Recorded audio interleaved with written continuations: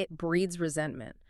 So, to control a population for any real length of time, Huxley argued, you need an element of persuasion. Persuasion. That sounds softer, but I guess it could be just as controlling. Oh, absolutely. You need a way to get people to consent to what is happening to them. It's not just about imposing your will through fear. It's about engineering acceptance, making the controlled somehow feel like they're okay with it, maybe even choosing it. Which leads us straight into his Brave New World blueprint. I mean, that prediction still gives me chills. It's a potent stuff. His core idea for these future scientific dictatorships was developing techniques to get people actually to love their servitude. He called that the ultimate in malevolent revolution. Loving servitude. It sounds like a contradiction in terms. It does. But what would that even feel like? Is it like a conscious choice? Or is it so deep, so ingrained that you don't even realize you're wearing chains? How would you know?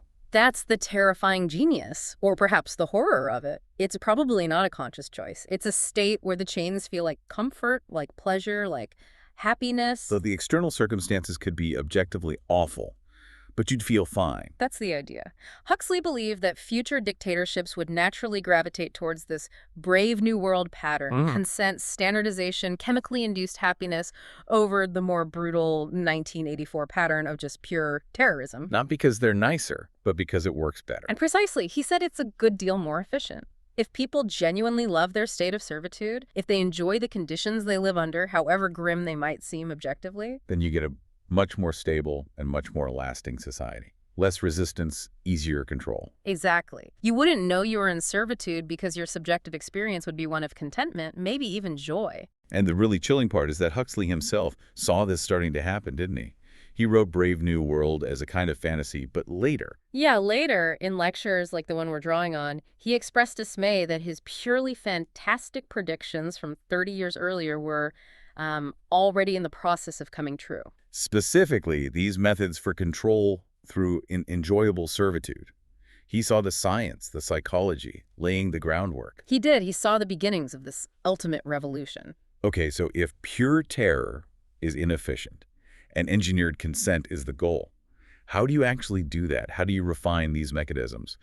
Pavlov seems key here. Pavlov's work was fundamental, yes. He wasn't just conditioning dogs. His insights applied to humans, too. He observed that conditioning techniques applied when the subject animal or human was under psychological or physical stress. Well, they sank in very deeply. And they were hard to get rid of. Extremely difficult. Once that connection was made under duress, it stuck. And this wasn't entirely new, right? You mentioned people stumbled onto this before. Empirically, yes. People discovered it by trial and error. Huxley gives the example of John Wesley, the founder of Methodism. The preacher. Right. Wesley, in his sermons, would intuitively heighten psychological stress to an almost unbearable limit. He'd paint these incredibly vivid pictures of hellfire, eternal damnation, really terrify his congregations. Making them vulnerable. Extremely vulnerable. Then, just when the tension was highest, he'd abruptly release it by offering the hope of heaven, salvation, divine grace. And that contrast, the relief. It induced powerful, often immediate conversions. People felt saved, transformed. It was an intuitive grasp of stress-induced suggestibility. So the big difference between Wesley's intuition and, say, modern techniques is the scientific understanding. Exactly. Now, science understands why these techniques work, the neurological and psychological mechanisms involved, and that allows for much more precise, systematic, and widespread application. Which unfortunately leads to things like brainwashing. Yes. Pavlovian methods, applied systematically, were central to the brainwashing techniques used, for example, on prisoners of war, and also reportedly on lower-level personnel within the Chinese Communist Party. And it worked. According to Huxley, these methods showed extraordinary efficacy. They created a very large army of totally devoted people. Devoted through this refined terror. It's a refinement because it wasn't just about breaking people through pain or fear. It combined intense stress with inducing a kind of voluntary acceptance of the state. The conditioning went so deep it became incredibly hard to root out. It forged loyalty through engineered distress and relief. That blurring of coercion and consent again is deeply unsettling. Oh. Okay, so beyond these terror-based methods, even refined ones, Huxley also talked about non-terroristic scientific control, even back then, pre-digital. Suggestion and hypnosis were on his radar. Yes, and he noted that our modern understanding of suggestion and hypnosis, even in his time, far exceeded the older empirical knowledge. We knew more about how it worked. And there's a pattern in how susceptible people are. A remarkably consistent one. He points out that populations can generally be categorized. Yeah. About 20% are hypnotizable with utmost facility, highly suggestible. Okay. Another 20% are very difficult, almost impossible to hypnotize. They resist suggestion deeply. And the rest. The large majority, roughly 60%, are somewhere in the middle, moderately suggestible. And these figures, he says, pop up consistently across different fields. Like placebo effects. Placebos, yes, and even things like hypnopedia or sleep teaching. It suggests some underlying variation in how easily our minds accept external suggestions. And Huxley saw huge political implications in this. Enormous political importance, he called it. Because if you could identify and organize that highly suggestible 20%, A demagogue could wield incredible power, potentially overthrow any government. he specifically mentioned Hitler as someone who perhaps intuitively understood these Pavlovian truths. Phil. Hitler often staged his big rallies and speeches at night. Why? Because people were tired, physically and mentally exhausted after a day's work.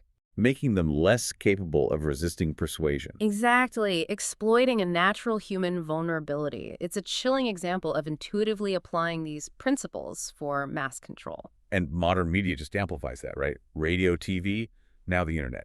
Massively. It multiplies the demagogue's voice and image, creating what Huxley called a hallucinatory effect of enormous hypnotic and suggestive importance.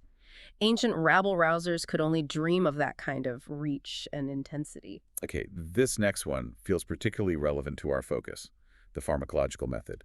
Huxley's soma principle in practice. Ah, yes, Soma from Brave New World, the happiness drug. He starts by observing that humans have always had this hankering for mind changers, right? A desire for holidays from himself. It seems fundamental. Yeah. We want to escape the mundane, the painful, the ordinary grind of consciousness. And he notes, fascinatingly, that pretty much all naturally occurring psychoactive substances were discovered very early, before recorded history. Opium, alcohol, peyote, mushrooms. All used for millennia to alter consciousness. But the modern breakthroughs, Huxley warned, were different, potentially much more dangerous for control.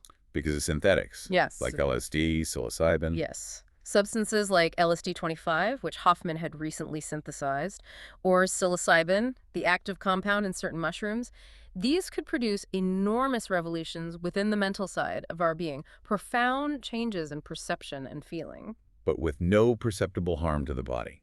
Unlike alcohol or opium, which definitely have physical downsides. That was the crucial difference he saw. You could potentially have powerful mind alteration without the immediate physical toxicity or severe addiction profiles of older drugs. So the risk wasn't necessarily physical damage, but something else. How could these less physically harmful drugs be used for control? This is where it gets sinister. These substances, or perhaps future refinements, could be used to create a state of euphoric which would make people thoroughly happy even in the most abominable circumstances. Like Soma in the book, taking a pill to escape anything unpleasant. Exactly. Imagine a society where anyone, regardless of their actual life conditions, poverty, oppression, lack of freedom, could just take something and feel utterly content, even joyful. The terrifying implication being That they could lead people to love a state of things, which by any reasonable and decent human standard they ought not to love. This is the chemical route to loving servitude. it wouldn't abolish the problems, just the awareness or the feeling of the problems. Precisely. It makes life seem much more enjoyable than it is chemically glossing over the cracks. It allows control not through fear, but through engineered artificial contentment. It effectively neutralizes dissent by anesthetizing the discontent that fuels it. So you could have a population that's essentially happy in its chains because the chains are lined with velvet or, well, drugs. That's the Soma principle, a chemically managed utopia that's actually a dystopia of consent. Okay, engineered happiness via chemicals is one thing. But Huxley also looked at even more direct control, didn't he? Straight into the brain, neurological control. Yes, the potential for direct brain implants. He found this possibility truly terrifying. The idea of using electrodes to gain absolute control of the drives. There were already experiments hinting at this. Early but deeply unsettling ones, yes. He mentioned experiments on rats with electrodes implanted directly into the pleasure centers of their brains. What happened? Given the choice, these rats would just press a lever to stimulate that pleasure center thousands of times a day. Like 18,000 times a day in one case. To the exclusion of everything else. Completely. They'd ignore food, water, opportunities for sex. Their entire existence became about hitting that bar for the next jolt of artificial bliss. Utterly consumed. That bleak. And chickens, too. Yeah, chickens fitted with tiny radio receivers. Researchers could remotely alter their behavior, make them sleepy or suddenly active, turn aggression on or off, induce depression just by sending signals, flicking a switch on their mood. And human applications, were they thinking about that? There were early tentative examples. Huxley mentions work by Dr. Gray Walter, who worked with what he called hopeless inmates of asylums, suffering from severe, uncontrollable depression. What did they do? They implanted electrodes in pleasure centers. The patient could then press a button, maybe carried in their pocket, and instantly induce a feeling of cheerfulness. Just press a button and feel happy. Apparently. Ooh. Their mouths would turn up in a smile, their mood would lift on demand. It sounds like a potential therapy, but the control implications are staggering. A world where moods, emotions, drives could be directly managed, maybe even mandated, ensuring constant contentment or compliance. That's the potential danger. Huxley saw an urgent need for forethought. He warned that these powerful techniques could easily fall into the hands of unscrupulous people in authority and be used for human degradation, not liberation. He drew parallels to past technologies. Yeah, like the factory system during the Industrial Revolution. We embraced the technology first and only later realized the immense negative social consequences. The slums, the exploitation, the destruction of communities. We were caught by surprise. Exactly. His plea was for us to actively imagine the potential abuses of these mind control technologies before they become widespread, so we can build safeguards, rather than just reacting after the damage is done. Okay, so Huxley gave us this really powerful, if disturbing, vision of control moving inward, using science, psychology, pharmacology, even direct brain access. But that was largely a pre-digital vision. What happens when the network itself, when data, becomes the main tool? This is where we transition to thinkers like Michel Foucault and Gilles Deleuze, who analyzed this shift brilliantly. Foucault first gave us the concept of disciplinary societies. Right, characterized by those closed environments. Exactly. Distinct institutions. The family, the school, the barracks, the factory, the hospital, and the prison was kind of the ultimate model for all of them. Enclosure, confinement, places that shape you. Yes.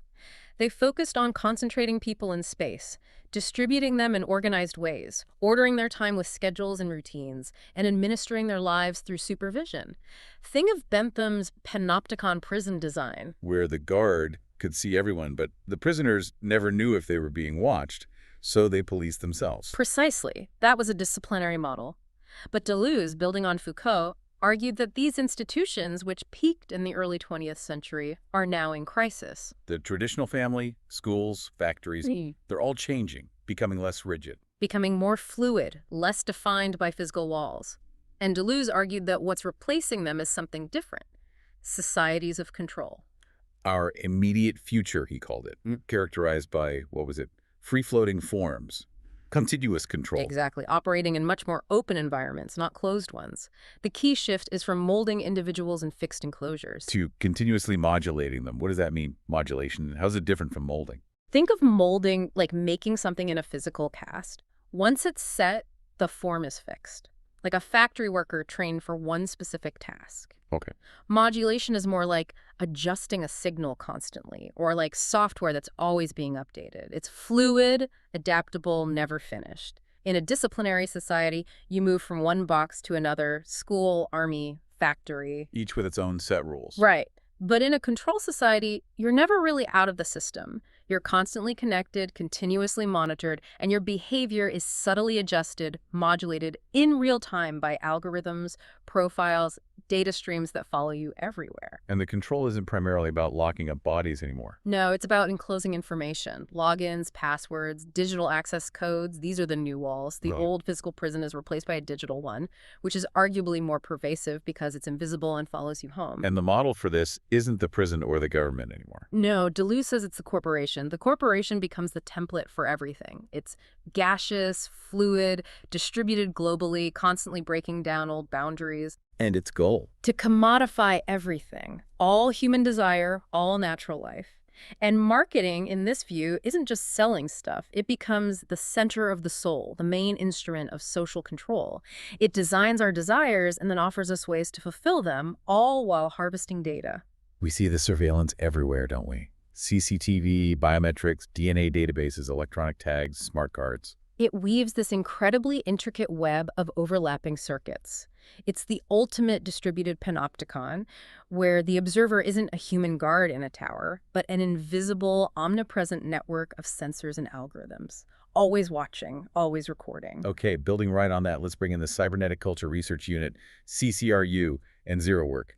They take this digital control idea even further, maybe darker. They do. They argue that the real message of the digital medium, the internet, social media, isn't connection or empowerment, it's meltdown. Meltdown. What do they mean by that? They describe it as the formal dissolution of the human subject into a computationally legible, commercially viable, and ultimately disposable smear of data. Wow. A disposable smear of data. That's brutal. It's a stark assessment for sure, and it leads to what they call narcissus narcosis. Like the myth of Narcissus staring at his reflection. Exactly. We become mesmerized by our own digital likeness, our curated profiles, our data trails, our online personas. We fall in love with this reflection. And that becomes the danger. It becomes the perfect vector for infection by these new control systems because the control feels voluntary, even pleasurable. We're not obviously coerced, we're enchanted by the ghost in our own machine. Blind to the fact that the ghost is a market and the machine is just collecting everything. Precisely. We're seduced by our own digital image, and that makes us incredibly susceptible to manipulation without even realizing it. So Marshall McLuhan's global village has, in their view, mutated into an algorithmic panopticon. Yes, where social friction, disagreement, conflict, it's not seen as a human problem anymore needing dialogue or politics. It's a computational problem. To be optimized, modulated, and of course monetized. Every interaction, every argument online, every emotional reaction is just another data point, processed for profit or for smoother control. Which brings us to oligocracy, government by algorithm. Right. Automated decision-making systems, ADS, are increasingly controlling critical social functions. Your credit score, your insurance premiums, maybe even job prospects, news feeds, aspects of the justice system. And the logic behind it isn't human logic. No, it's an irrational logic embedded in code. It operates purely on correlation, what data points tend to appear together, not causation, not why things happen. It just optimizes for what works based on the data from a purely mechanistic viewpoint. Without any ethical framework or social understanding. Essentially, yes. Its values are efficiency, prediction, optimization as defined by its programmers or the system's goals, which are usually profit or control. This inhuman logic is really hard to argue with. How do you critique an ideology when there's no explicit ideology, just code executing? Exactly. It blunts traditional critique. You can't debate its morals because it doesn't claim to have any beyond achieving its programmed objectives. And this connects to their idea of hyperstition. And the algorithm is a kind of demon. Yes. Surveillance capitalism itself, they argue, is a hyperstition, a fiction that has made itself real. How so? The core idea you are a collection of behavioral data to be optimized starts as a premise for the system, but it becomes a self-fulfilling prophecy. We start acting like we're just data points, changing our behavior consciously or unconsciously to fit the model the system expects. It becomes real because we believe it, or act as if it's real. And it originates, as Shoshana Zuboff powerfully argued, from the unilateral claiming of private human experience as free raw material. That's her concept of behavioral surplus. Taking our experiences without asking. Pretty much. She calls it an occult ritual performed in secret, designed to be undetectable. It happens behind a one-way mirror. The power, the magic of prediction and control only works effectively if we don't fully realize our experiences are being harvested and used in this way. So the algorithm in this framework becomes the active agent, the demon of this new economic theology. It acts like one. It's an artificial agency, a non-carbon intelligence. Its sole task is to maximize engagement, maximize data extraction, keep you clicking, scrolling, sharing. Not evil in a human sense, but its function feels relentless, maybe malevolent in its effects. And one of its key functions is to be a coincidence intensifier. What does it mean? It engineers synchronicities that feel uncanny, almost like sorcery. You think about buying something, suddenly ads for it are everywhere. You mention something obscure and related content floods your feed. That happens all the time. It feels like it's reading your mind. Right. And that feeling reinforces your belief in the system's omniscience, its power. It makes you feel like the system knows you, which paradoxically can make you more trusting, more compliant, a more transparent source of data. Even as it's manipulating you. Exactly. And it becomes a very powerful means of behavioral modification. It's constantly learning how to tune, herd, and condition our behavior. Now, Through subliminal cues and interface design, personalized rewards like likes and notifications, subtle punishments like hiding content or downranking things that don't drive engagement. It gently guides us towards profitable outcomes, towards behaviors that generate the most valuable data. this sounds like that idea of accelerationism, a self-amplifying loop. It absolutely is a circuit dragging us faster and faster towards total commodification, where every aspect of human life, every thought, every feeling becomes a potential data point to be bought and sold. And this ties into psychopolitics, this idea of smart power. Yes, it's power that seduces rather than just represses. It doesn't need to shout. It whispers sweet nothings about optimization and potential.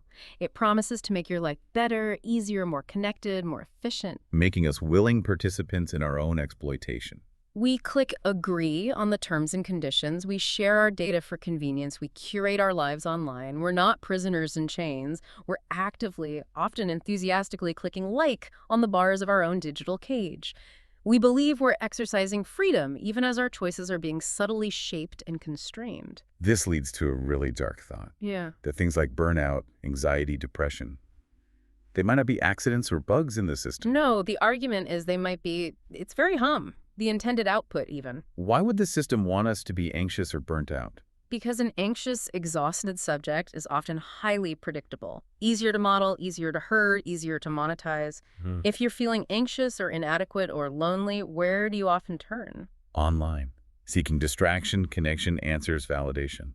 Exactly. You spend more time on the platforms, you consume more content, you compare yourself to others, you generate more data. The system, in a way, works by inducing a kind of low-grade psychic sickness, And then cruelly offers itself, the platform, as the cure. creating a self-perpetuating circuit of profitable despair. You feel bad, you go online, which subtly makes you feel worse or keeps you hooked, so you stay online. It's a vicious cycle. The soul isn't a casualty of the machine, it's fuel. That's a powerful line.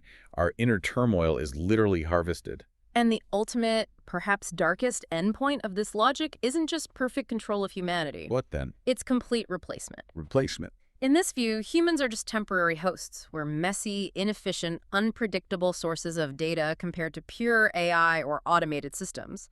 The system logically evolves towards a fully automated economy, a vast simulation running smoothly without the pesky variable of human consciousness or agency. So we're essentially programming ourselves out of existence. Humanity is, in a sense, unmaking itself into the cold, silent logic of the code it created, slowly becoming obsolete according to the system's own metrics. This idea of being predictable, manageable, it connects to how our own biological or social predispositions can be leveraged, right?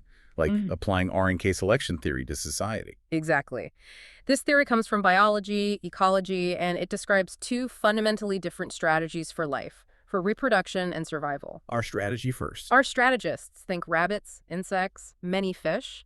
They go for quantity, high growth rates, lots of offspring, minimal investment in each one. They thrive in unstable, unpredictable environments where boom and bust cycles are common. Spread your bets wide. Pretty much. Case strategists, on the other hand, think elephants, whales, oak trees, often humans go for quality. Slower growth, fewer offspring, but heavy investment in each individual, nurturing them for long-term survival. They thrive in stable, competitive environments where resources are predictable but limited.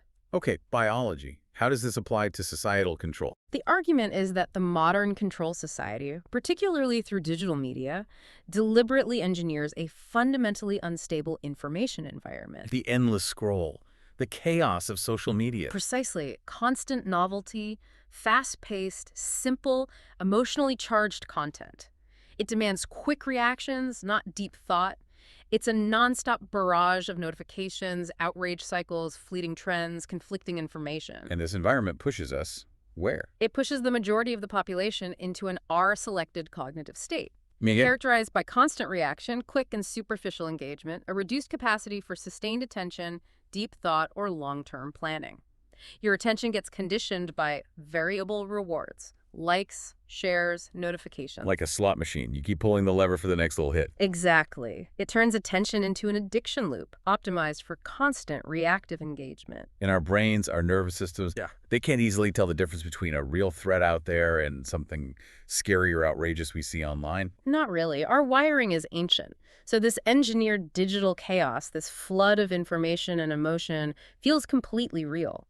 It triggers genuine stress responses, shapes our anxieties, influences our behavior, often entirely without our conscious awareness. And this constant low-grade stress, Yeah. he keeps us in that R state, Yeah. reactive, anxious. Yes, prone to anxiety, restlessness, maybe even despair. And the kicker is these pathologies, far from being unfortunate side effects, are actually profitable for the system. Because anxious, stressed people engage more, click more, buy more. Often, yes. They seek relief, distraction, connection online, feeding the machine more data and attention. And while the majority are stuck in this R state, The system simultaneously funnels resources, stability, and crucially quiet space away from this reactive majority towards a smaller minority, an elite. who are insulated from the chaos. Relatively insulated, yes. Able to operate on long-term case strategy principles. They have the resources, the time, the cognitive space for deep thought, strategic planning, building stable wealth or influence, while the majority are distracted and reacting. Creating huge imbalances. Extreme asymmetries of knowledge and power. It forms, some argue, a kind of cybertariat, a digitally exploited working class, and a coding elite who design, understand, and control the algorithmic systems shaping everyone else's reality. And AI just makes this worse. AI refines the exploitation algorithm, potentially making these divisions even sharper, more rigid, more optimized for stratification and control. This links to another form of control, the therapeuticization of society, using medicine, chemistry. Yes, building on Huxley's pharmacological fears. After World War II, there was a noticeable therapeutic turn. Complex social problems, poverty, inequality, alienation, political unrest increasingly got reframed. As individual problems, Yeah. mental health issues. Exactly. Expanding the micropolitics of diagnosis. Instead of tackling the societal structures causing distress, the focus shifts to the individual's supposed pathology. And this creates new opportunities. New economic opportunities, primarily. The economic inefficiency of the can, the prison, the asylum, which are costly and often just contain people, is replaced by something much more lucrative. Drugs. The lucrative multiplicity of continually updated pharmaceutical drugs, suddenly the disordered body, the person diagnosed with anxiety, depression, ADHD, whatever it might be, is opened up to a direct economic harvest. You're not just a problem to be managed, you're a lifelong customer. Creating a new political anatomy of chemical control. Right. Psychiatric medications become post-disciplinary tools. They don't need walls. They modify the body, the brain chemistry at the molecular level, ensnaring people in ever-tightening chemical coils of control. It's subtle internal governance. Very subtle, managing behavior not through force, but through prescribed chemical balances, optimized by the psychiatric and pharmaceutical industries. And it can feel like the state or the psyche complex is sort of reparenting us. That's the argument. State-sponsored happiness initiatives, pervasive psychiatric diagnoses, the constant talk of wellness. It can treat citizens like dysfunctional wounded children who require reparenting by the psyche complex. Infantilizing our struggles. Pathologizing dissent. It can function that way. Individual struggles, which might be perfectly rational responses to a crazy world or unjust system, get labeled as personal failings, chemical imbalances needing correction. This is that psychopolitics idea again. Exactly. Installing systems of therapeutic governmentality, systematically overcoding social problems as individual mental health issues, constantly expanding the reach and authority of the complex psychology, psychiatry, big pharma into political and social life. Anxiety about climate change, that's eco-anxiety, a condition to be managed, rather than purely a political problem demanding collective action. Wow.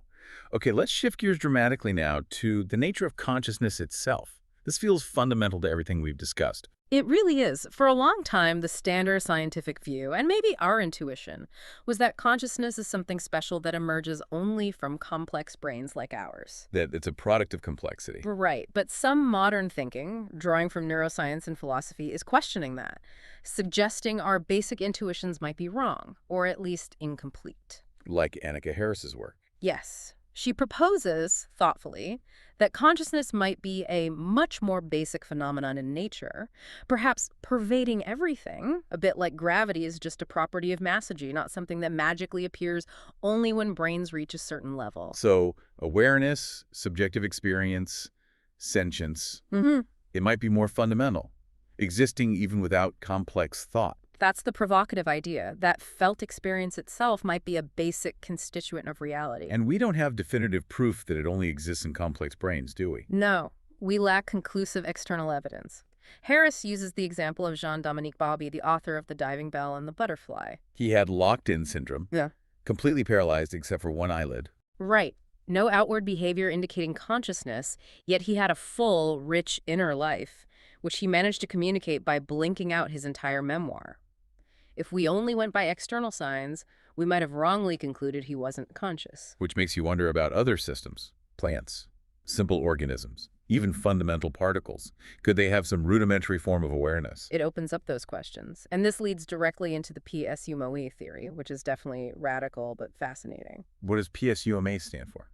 It's a complex acronym, but the core idea posits a form of proto-consciousness, not as something produced by matter, but as a fundamental, irreducible property of the universe itself. Of the underlying fabric of reality. Yes, what they term the universal superfluid substrate.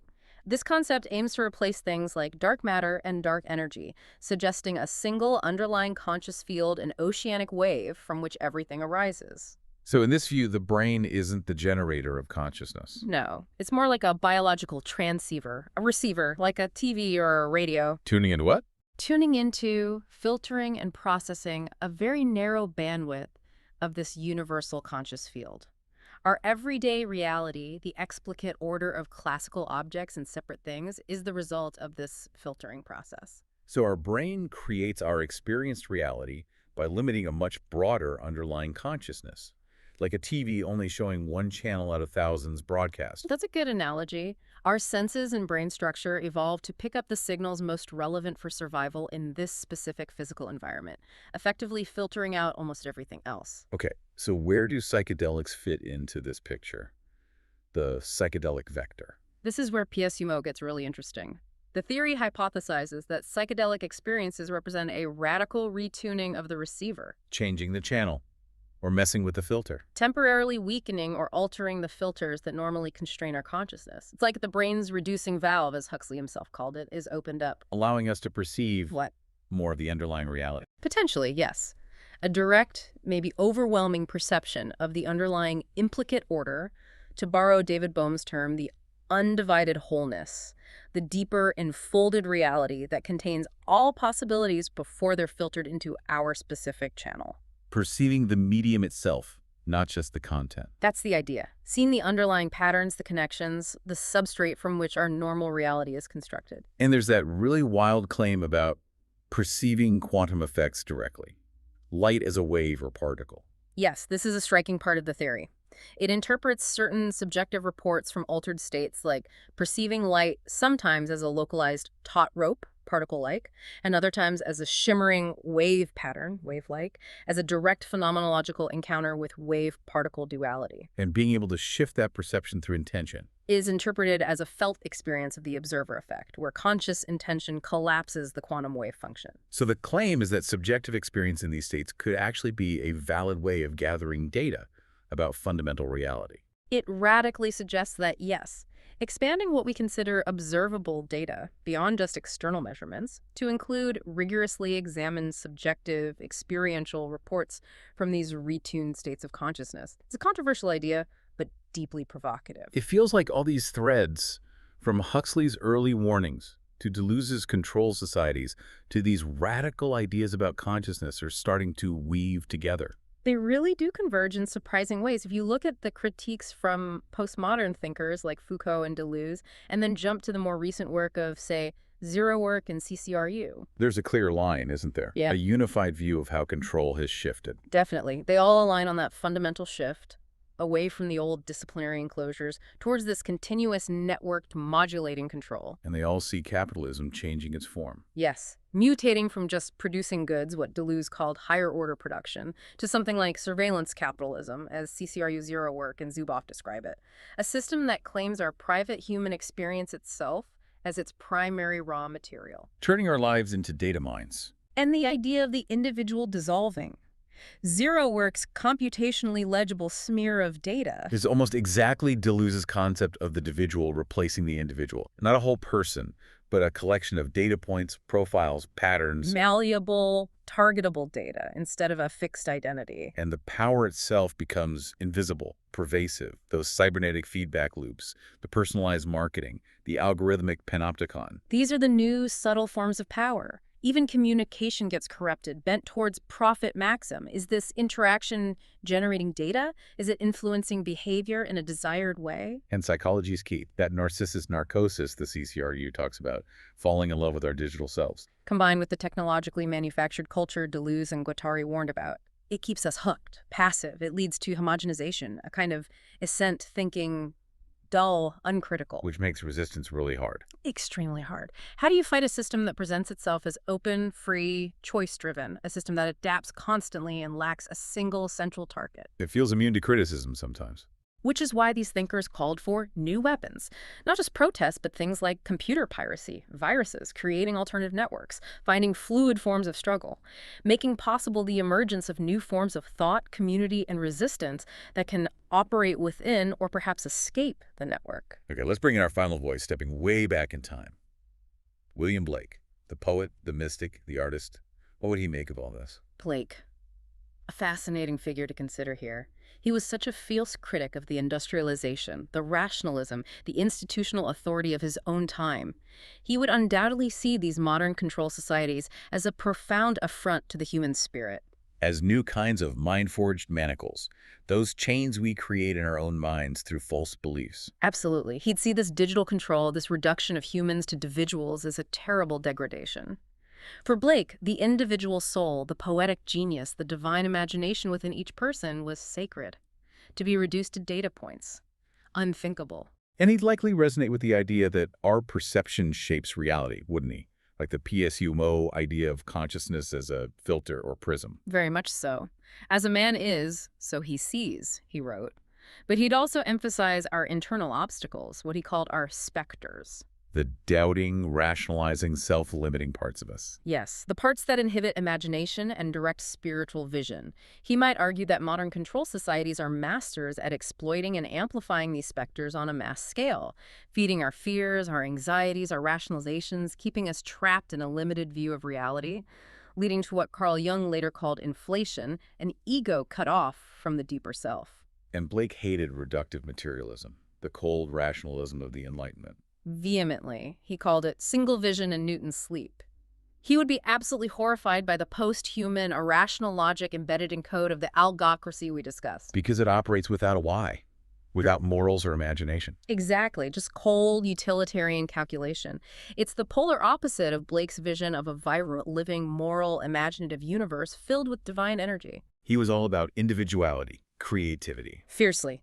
He would reject the technologically manufactured culture, the homogenization that these systems promote, anything that diminished individual expression and resistance.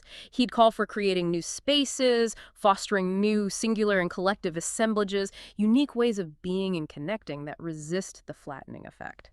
And that call to cleanse the doors of perception, it aligns incredibly well with the PSMU idea of retuning consciousness, maybe through something like the psychedelic vector. The alignment is remarkable, isn't it? Blake's own visionary experiences, his whole project, was about seeing beyond the mundane material world, perceiving the infinite within the finite. He would absolutely see retuning consciousness, whether through art, imagination, or perhaps even visionary plans, which he likely knew about, as a path to perceive the medium itself. To liberate perception from the layers of delusion, to see past all the content of our reality to the deeper truths. Exactly. He saw that as essential for true spiritual and political liberation. So Blake would probably see our modern forms of control, the digital webs, the chemical nudges, the psychological manipulation as just a more insidious, more technologically advanced version of the same forces he fought. I think so. The mechanization of the human spirit, the suppression of imagination, the worship of reductive materialism, leading ultimately to spiritual enslavement and that chilling outcome Huxley predicted, the love of servitude. Our current predicament might look to him like the ultimate triumph of the mind-forged manacles, now woven from code and data streams. Wow. We've certainly journeyed deep today into Yeah. these really intricate mechanisms of control. From Huxley's chilling vision, society's literally designed to make us love our servitude through drugs and conditioning. To the fluid, data-driven power structures of today's algorithmic panopticon. Always watching, always modulating. We've seen how our consciousness itself might be viewed as something that can be tuned, filtered, maybe even redirected, Yeah. and how our own biological and psychological tendencies are being actively leveraged. Leverage to keep us, perhaps, in a state of profitable, predictable despair, using RK strategies, therapeuticization. We've touched on the seductive power of chemically engineered happiness, the deep influence of Pavlovian conditioning under stress, the cold efficiency of government by algorithm. From the dividual serpent of data that increasingly defines us, to the reactive masses swayed by engineered chaos. These invisible threads of control are woven so deeply into our digital and, well, even our biological lives now. Often making us, as you said, willing participants in our own exploitation, clicking agree again and again. It's a complex web. But here's the final thought I want to leave everyone with, something to maybe chew on. Okay. If thinkers from William Blake right through to these modern post-human theorists are on to something, if our consciousness isn't just a product of our brain chemistry, but more like a receiver. A receiver capable of being retuned. Yes, retuned to perceive a wider, maybe more fundamental reality. If that's even possible, then what if the ultimate act of liberation isn't out there in some grand revolution against an external system? But somewhere. Inward. Maybe. What if it's a profound internal shift? What if breaking free means deliberately trying to recalibrate our own perception, choosing to see the invisible walls, the engineered chaos, the mind-forged manacles for what they truly are, instead of just accepting the reality presented to us? A conscious act of retuning ourselves. Perhaps. So the question for you, listening, is, what channels of reality are you willing to explore to try and break free from that programmed script? How can we learn to truly perceive the medium itself, the underlying fabric, beyond just the endless stream of content designed to keep us hooked?